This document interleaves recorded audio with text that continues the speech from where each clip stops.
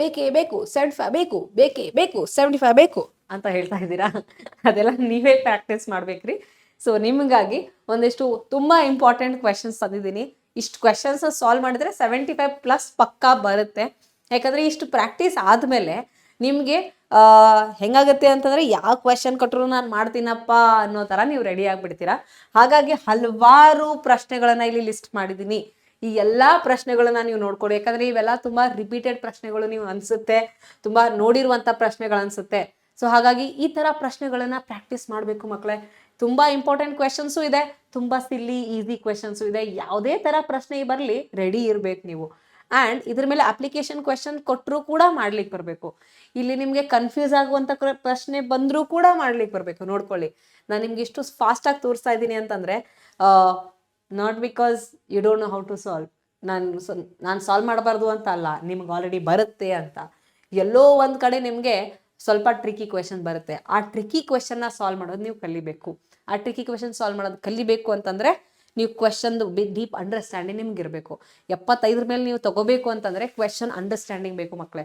ಆ ಕ್ವೆಶನ್ ಅಂಡರ್ಸ್ಟ್ಯಾಂಡಿಂಗ್ಗೆ ನೀವು ಕ್ವೆಶನ್ನ ಸುಮ್ಮನೆ ರಟ್ಟ ಹೊಡಿಯೋದಲ್ಲ, ಕ್ವೆಶನ್ನ ಅರ್ಥ ಮಾಡ್ಕೊಳ್ಳಿ, ಕಾನ್ಸೆಪ್ಟ್ನ ಅರ್ಥ ಮಾಡ್ಕೊಳ್ಳಿ, ಬರೆಯೋದನ್ನ ಕಲೀರಿ.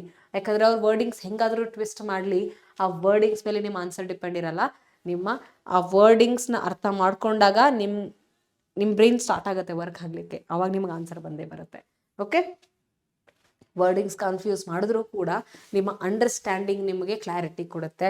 ಸೊ ಹಾಗಾಗಿ ಕ್ಲಾರಿಟಿ ಇರಲಿ, ಅಂಡರ್ಸ್ಟ್ಯಾಂಡಿಂಗ್ ಇರಲಿ ಟಾಪಿಕ್ದು. ರಿಪೀಟೆಡ್ ಕ್ವೆಶನ್ ಅಂತೂ ಯಾವ ಬಿಡ್ಲಿಕ್ಕೆ ಹೋಗ್ಬೇಡಿ. ಅಲ್ಲಂತರೂ ನೀವು ತಪ್ಪು ಮಾಡಲಿಕ್ಕೆ ಹೋಗಬೇಡಿ. ರಿಪೀಟ್ ಆಗಿರೋ ಕ್ವೆಶನ್ಸು, ತುಂಬ ಈಸಿ ಕ್ವೆಶನ್ಸಲ್ಲಿ ಯಾವುದೇ ಕಾರಣಕ್ಕೂ ಮಿಸ್ಟೇಕ್ಸ್ ಮಾಡಬೇಡಿ. ಸಿಲ್ಲಿ ಮಿಸ್ಟೇಕ್ಸ್ ಅಲ್ಲೇ ಆಗುತ್ತೆ. ಸಿಲ್ಲಿ ಮಿಸ್ಟೇಕ್ಸ್ನ ಅವಾಯ್ಡ್ ಮಾಡಬೇಕು ನೀವು. ಆ್ಯಂಡ್ ಆಲ್ಸೋ ಮಕ್ಕಳೇ, ಸಿಲ್ಲಿ ಮಿಸ್ಟೇಕ್ಸ್ ಅವಾಯ್ಡ್ ಮಾಡ್ತೀರಿ, ಎಲ್ಲ ಪರ್ಫೆಕ್ಟಾಗಿ ಬರೆದಿದ್ದೀರಿ, ಬಟ್ ನೀವು ಒಂದು ದೊಡ್ಡ ದೊಡ್ಡ ಕ್ವೆಶನ್ ಹಾಗೆ ಬಿಟ್ಬಿಟ್ಟಿದ್ದೀರಾ ಬಿಕಾಸ್ ಟೈಮ್ ಸಾಲಿಲ್ಲ, ಅಥವಾ ಮ್ಯಾಮ್ ಈ ಥರ ಕ್ವೆಶನ್ನೇ ಸಾಲ್ವ್ ಮಾಡಿಲ್ಲ. ಈ ಥರ ಕ್ವೆಶನ್ ಸಾಲ್ವ್ ಮಾಡಿಲ್ಲ ಅಂದರೆ ಏನರ್ಥ? ಅಟೆಂಪ್ಟ್ ಆದರೂ ಮಾಡಿ ಅಲ್ಲ. ಇಂಗ್ಲೀಷ್ ಬರುತ್ತೆ, ಕನ್ನಡ ಬರುತ್ತೆ, ಓದಕ್ಕೆ ಬರುತ್ತೆ, ಬರೆಯೋಕ್ಕೆ ಬರುತ್ತೆ, ಇನ್ನೇನು ಕಷ್ಟ? ಸಾಲ್ವ್ ಮಾಡೇ ಮಾಡ್ತೀರಾ, ಧೈರ್ಯದಿಂದ ಇರಿ.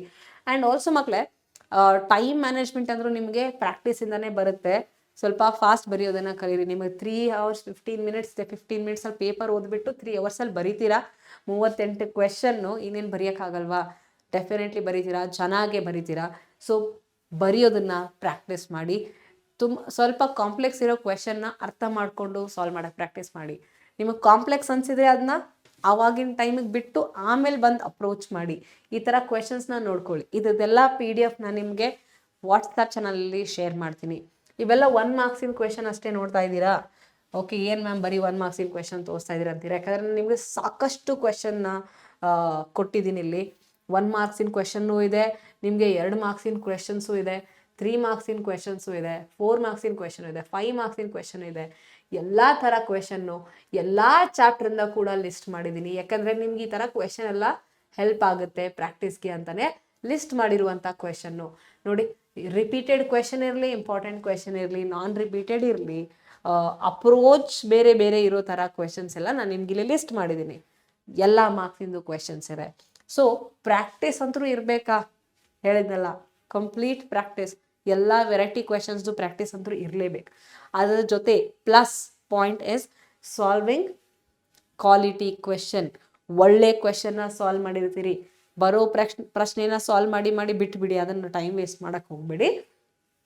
ಯಾವ ನಿಮ್ಗೆ ಹೊಸದಾಗಿ ಅನ್ನಿಸ್ತಾ ಇದೆಯೋ, ಅಪ್ಲಿಕೇಶನ್ ಲೆವೆಲ್ ಅನ್ನಿಸ್ತಾ ಇದೆಯೋ ಆ ಥರ ಪ್ರಶ್ನೆಗಳನ್ನು ಸಾಲ್ವ್ ಮಾಡಿ ವರ್ಡಿಂಗ್ಸ್ನ ಅರ್ಥ ಮಾಡ್ಕೊಳ್ಳಿ. ಕೆಲವೊಂದು ಸಾರಿ ಏನಾಗುತ್ತೆ, ಪ್ಯಾಟರ್ನ್ ಎಲ್ಲ ಸೇಮ್ ಇರುತ್ತೆ ಕ್ವೆಶನಲ್ಲಿ. ಆ ಪ್ಯಾಟರ್ನ ಅಬ್ಸರ್ವ್ ಮಾಡಿ, ಆ ಪ್ಯಾಟರ್ನ್ ಅಬ್ಸರ್ವ್ ಮಾಡಿಕೊಂಡು ಸಾಲ್ವ್ ಮಾಡ್ತಾ ಹೋಗಬೇಕು. ಅದೇ ಥರ ಪ್ರಶ್ನೆಗಳು ಬರ್ತಾ ಇರ್ತವೆ. ಒಂದು ಸಾರಿ ಡೈರೆಕ್ಟಾಗಿ ಫಾರ್ಮುಲಾ ಬೇಸಿಸು ಇರ್ಬೋದು, ಅಥವಾ ಒಂದೊಂದು ಸಾರಿ ಸ್ವಲ್ಪ ನೀವು ತುಂಬ ಬೇಸಿಕ್ ಕಾನ್ಸೆಪ್ಟ್ನ ಯೂಸ್ ಮಾಡ್ತೀರ. ಎಲ್ಲೋ ಒಂದು ಕಡೆ ರೇಷಿಯೋ ಇರುತ್ತೆ, ಎಲ್ಲೋ ಒಂದು ಕಡೆ ಐಡೆಂಟಿಟಿ ಇರುತ್ತೆ, ಆಲ್ಜಿಬ್ರಾ ಬಂದಿರುತ್ತೆ, ಬೀಜಗಣಿತ ಬಂದಿರುತ್ತೆ, ಭಿನ್ನರಾಶಿ ಬಂದಿರುತ್ತೆ, ಫ್ರ್ಯಾಕ್ಷನ್ ಇರ್ಬೋದು. ಸೊ ಈ ಥರ ಪ್ರಶ್ನೆಗಳನ್ನ ಅರ್ಥ ಮಾಡ್ಕೊಂಡು ನೋಡಿ ಸಾಲ್ವ್ ಮಾಡಬೇಕು. ಇವೆಲ್ಲ ಪ್ರಶ್ನೆಗಳನ್ನು ನಿಮಗೆ ಹೇಗೆ ಸಾಲ್ವ್ ಮಾಡಬೇಕು ಅಂತ ಎಷ್ಟೋ ಸಾರಿ ಹೇಳ್ಕೊಟ್ಟಿದ್ದೀನಿ. ಕ್ಲಾಸ್ನ ಯಾರು ರೆಗ್ಯುಲರಾಗಿ ಅಟೆಂಡ್ ಮಾಡ್ತಾ ಇದ್ದೀರಲ್ಲ, ನಿಮಗೆಲ್ಲ ಗೊತ್ತಿರುತ್ತೆ. ಆದರೆ ಆದರೆ ಆದರೆ ಈ ಕ್ವೆಶನ್ಸ್ನ ನನ್ನ ಜೊತೆ ನೀವು ಪ್ರಾಕ್ಟೀಸ್ ಮಾಡ್ಬೋದು ನನ್ನ ಕ್ಲಾಸಲ್ಲಿ. ನೀವು ನನ್ನ ಕ್ಲಾಸ್ನ ರೆಗ್ಯುಲರಾಗಿ ಅಟೆಂಡ್ ಮಾಡಿದ್ರೆ ಅಲ್ಲಿ ಈ ಎಲ್ಲ ಪ್ರಶ್ನೆಗಳು ನಿಮಗೆ ಸಿಗುತ್ತೆ. ಸೊ ಹಾಗಾಗಿ ಕ್ಲಾಸಸ್ಗೆ ಜಾಯ್ನ್ ಆಗಿ, ಇಂಪಾರ್ಟೆಂಟ್ ಪ್ರೂಫ್ಸ್ನ ಕರೆಕ್ಟಾಗಿ ಪ್ರಾಕ್ಟೀಸ್ ಮಾಡ್ಕೊಂಡೋಗಿ ಎಲ್ಲೂ ಹೇಳಿದ್ನಲ್ಲ, ರಿಪೀಟ್ ಆಗುವಂಥ ಕ್ವೆಶನ್ಸು, ಈಸಿ ಕ್ವೆಶನ್ಸಲ್ಲಿ ಸಿಲ್ಲಿ ಮಿಸ್ಟೇಕ್ಸ್ನ ಫಸ್ಟ್ ನೀವು ಅವಾಯ್ಡ್ ಮಾಡಲೇಬೇಕು. ನೀವು ಕರೆಕ್ಟಾಗಿ ಪ್ರಾಕ್ಟೀಸ್ ಮಾಡ್ಕೊಂಡು ಹೋಗಿರಿ. ಎಲ್ಲೂ ನೀವು ನೋಡುವ ಬಿಡು ಅನ್ನೋ ಮೆಂಟಾಲಿಟಿನ ಇಟ್ಕೋಬೇಡಿ. ನಾನು ಇದನ್ನೂ ಸಾಲ್ವ್ ಮಾಡ್ತೀನಿ ಅನ್ನೋ ಕಾನ್ಫಿಡೆನ್ಸ್ ಇರಲಿ. ಆ್ಯಂಡ್ ಅಷ್ಟೇ ಎಫರ್ಟ್ಸ್ ಕೂಡ ಹಾಕಿ 75 ಮಾರ್ಕ್ಸ್ ಪಕ್ಕಾ ಬರುತ್ತೆ. ನೀವು 75 ಮಾರ್ಕ್ಸ್ ತೊಗೊಂಡ್ರೆ 75 + 80 ಮಾರ್ಕ್ಸ್ ಯಾರ್ಯಾರು ತೊಗೋತೀರೋ ಅವ್ರಿಗೆಲ್ಲ ನಾನು ಮೀಟ್ ಆಗ್ತೀನಿ, ಪಕ್ಕಾ ಮೀಟ್ ಆಗ್ತೀನಿ. 75+ ಮಾರ್ಕ್ಸ್ ತೊಗೊಂಡವ್ರಿಗೆ ನಾನು ಕಾಲ್ ಮಾಡ್ತೀನಿ. 100% ನಾನು ನಿಮ್ಮ ಜೊತೆ ಕನೆಕ್ಟ್ ಆಗ್ತೀನಿ. ಹೇಳ್ತಾ ಇದ್ದೀನಲ್ಲ, ಯಾರ್ಯಾರು 75+ ತೊಗೋತೀರೋ I will call you, I will talk to you video call ಮೇಲೆ. ಓಕೆ. ಆ್ಯಂಡ್ ಯಾರ್ಯಾರು 80 ತೊಗೋತೀರೋ I will personally come and meet you. For sure, that is my promise. And you promise that you will score these marks. Okay. ನೋಡುವ ಎಷ್ಟು ಜನ ಇಷ್ಟು score ಮಾಡ್ತೀವಿ ಅಂತ ನೋಡುವ. ಆ್ಯಂಡ್ ಎಷ್ಟು ಜನಕ್ಕೆ ನಾನು ಮೀಟ್ ಆಗ್ತೀನಿ ಅಂತ ನಾನು ಖುಷಿಯಾಗಿ ಮೀಟ್ ಆಗ್ತೀನಿ.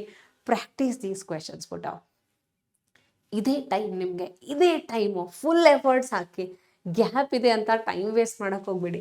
ಇದೇ ಟೈಮು. ಫುಲ್ ಎಫರ್ಟ್ಸ್ ಹಾಕ್ಬಿಟ್ಟು ಪ್ರಾಕ್ಟೀಸ್ ಮಾಡಿ ಒಳ್ಳೆ ಸ್ಕೋರ್ನ ತೊಗೊಂಬನ್ನಿ.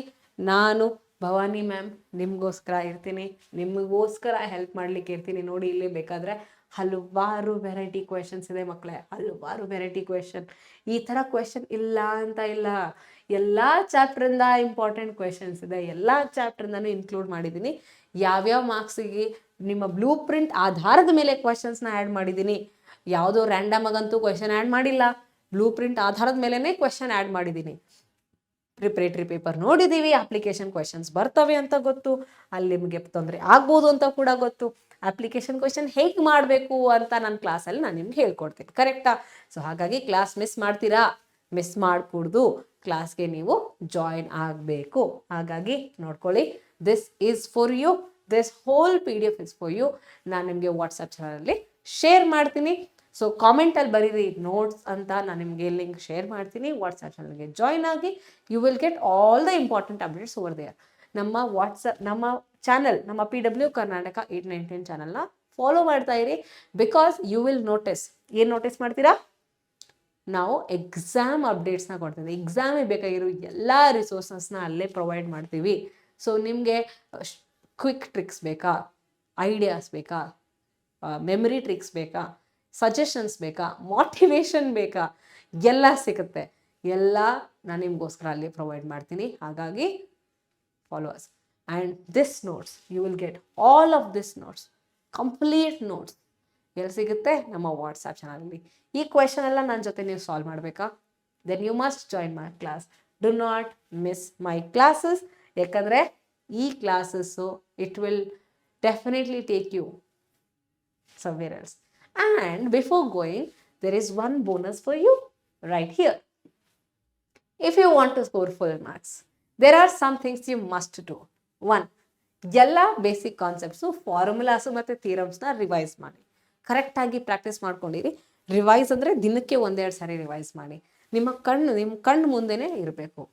ಆ್ಯಂಡ್ ಯಾವ್ಯಾವ ರಿಪೀಟೆಡ್ ಕ್ವೆಶನ್ ಇದೆಯೋ ಆ್ಯಂಡ್ ಸಿಮಿಲರ್ ಪ್ಯಾಟರ್ನ್ ಇರೋ ಕ್ವೆಶನ್ನ ಕರೆಕ್ಟಾಗಿ ಪ್ರಾಕ್ಟೀಸ್ ಮಾಡಿಕೊಂಡು ರೆಡಿಯಾಗಿರಿ. ಎಲ್ಲೂ ಸಿಲ್ಲಿ ಮಿಸ್ಟೇಕ್ಸ್ನ ಮಾಡೋಕ್ಕೆ ಹೋಗಬೇಡಿ.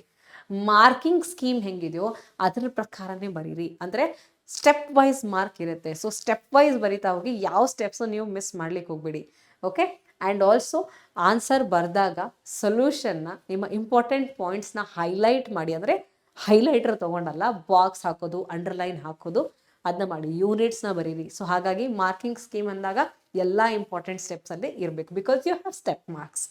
And the most important I say it is a pro tip, understand ಮಾಡ್ಕೊಳ್ಳಿ ಅಪ್ಲಿಕೇಶನ್ ಕ್ವೆಶನ್ನ ಹೆಂಗೆ ಸಾಲ್ವ್ ಮಾಡಬೇಕು ಅಂತ. ಸೊ ನಿಮಗೆ ಬೇಸಿಕ್ ಕಾನ್ಸೆಪ್ಟ್ ಬೇಕು ಪುಟ, ಹೇಳಿದ್ನಲ್ಲ. ನಿಮಗೆ ಕ್ವೆಶನ್ ಅರ್ಥ ಆಗಬೇಕು ಅಂದರೆ go word by word, sentence by sentence ಓದ್ಕೊಂಡು ಅದರಿಂದ ನಿಮ್ಗೆ ಏನು ಅರ್ಥ ಆಯಿತು ಅಂತ ಬರ್ಕೊಳ್ಳಿ. ಅದರಿಂದ ಬರೆದಾದ್ಮೇಲೆ ನಿಮಗೆ ಫಾರ್ಮುಲಾ ಬರೆದ್ಬಿಡಿ. ನಿಮಗೆ ಫಾರ್ಮುಲಾ ಇದೆಯಾ, ಫಾರ್ಮುಲಾ ಬರೆದ್ಬಿಡಿ. ಏನು ಅರ್ಥ ಆಗುತ್ತೋ ಅದನ್ನ ಬರೀರಿ. ಅದಾದಮೇಲೆ ಮುಂದಿಂದು ಸಾಲ್ವ್ ಮಾಡಿರಂತೆ. ಓಕೆನಾ? ಸ್ಟೆಪ್ ವೈಸ್ ಮಾರ್ಕ್ಸ್ನ ಮರಿಬೇಡಿ. That is most important. Neatness ಇರಲಿ, ಪೇಪರ್ ಪ್ರೆಸೆಂಟೇಷನ್ ಚೆನ್ನಾಗಿರಲಿ. ಸೊ ನಿಮಗೆ ಪಕ್ಕಾ ಒಳ್ಳೆ ಸ್ಕೋರ್ ಬಂದೇ ಬರುತ್ತೆ. So this was the pro tip for you and that's it. Thank you so much.